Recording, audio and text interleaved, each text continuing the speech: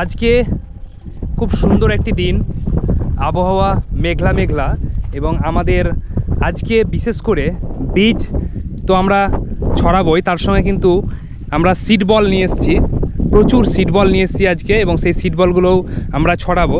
যে সিড বলগুলো আমরা বলের মধ্যে আমরা বীজগুলো ভরেছি মাটির মধ্যে এবং গোলাকৃত করেছি। তাদের আজকে বিশেষ করে আজকে আমরা সিড বল ছড়াবো, কারণ আজকে মেঘলা দিন রয়েছে, বৃষ্টি হওয়ার সম্ভাবনা রয়েছে।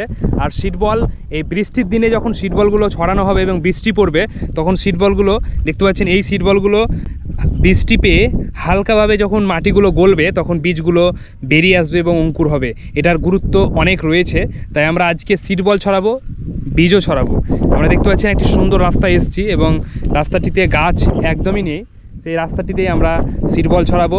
এই সুন্দর একটি বৃষ্টি মুখর দিন এবং সুন্দর একটি মুহূর্ত, তাই এই সিড বলগুলো আমরা ছড়াবো এই রাস্তাটিতে, কারণ এখানে গাছের প্রচুর প্রয়োজন রয়েছে।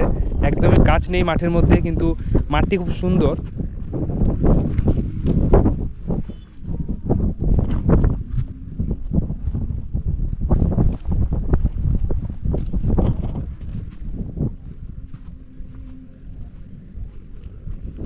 সকলে এগিয়ে আসুন আমাদের পরিবেশকে রক্ষা করতে এবং পরিবেশে বৃক্ষ বাড়াতে।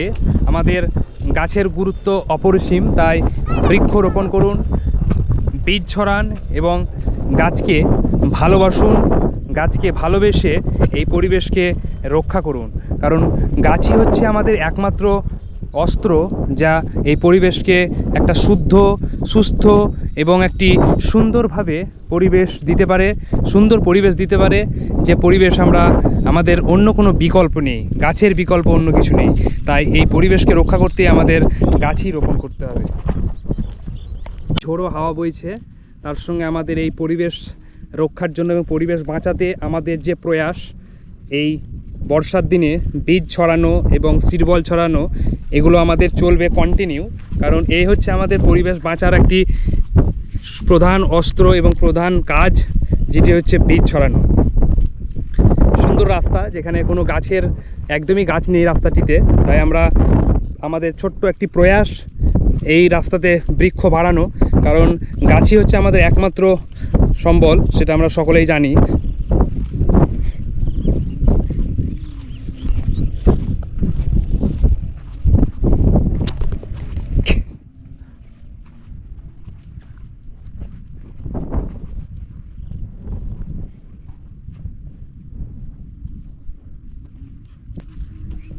দেখতে পাচ্ছেন এই রাস্তার দুই ধারেই কিন্তু গাছের সংখ্যা একদমই নেই, তাই আমরা চেষ্টা করছি রাস্তার দুই ধারেই বীজগুলোকে ছড়িয়ে দেওয়ার।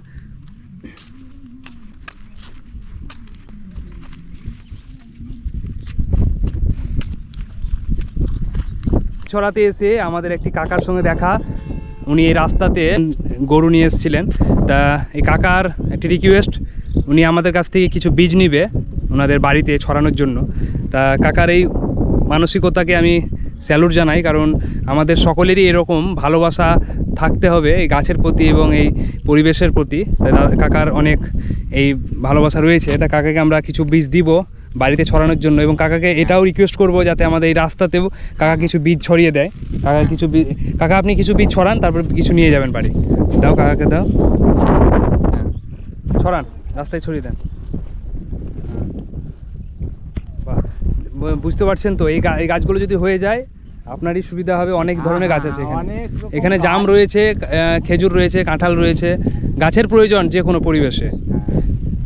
আর আমাদের হ্যাঁ হ্যাঁ গাছ তো আমাদের জন্যই। বাড়িতে একটা সেগুন হ্যাঁ চারটা লাগাচ্ছি। আচ্ছা আচ্ছা আচ্ছা, গাছ আপনি যে কোনো গাছ লাগালেই হলো। আম গাছ তো দুটো কদম গাছ আছে। আচ্ছা আচ্ছা আচ্ছা, ওখানে আমি একটা জায়গা আছে মোটামুটি 4 কোনা ভাগ, ওখানে একটু যাতে গাছ ভালো হয়। গাছ ছিল অনেক। কাকার দেখতে পাচ্ছেন কাকার গাছের প্রতি ভালোবাসা রয়েছে, অনেক গাছ ছিল এবং এখনও গাছ রোপণ করার চেষ্টা আছে, কিন্তু যাই হোক অনেকের তো জায়গার জন্য গাছ লাগানো যায় না।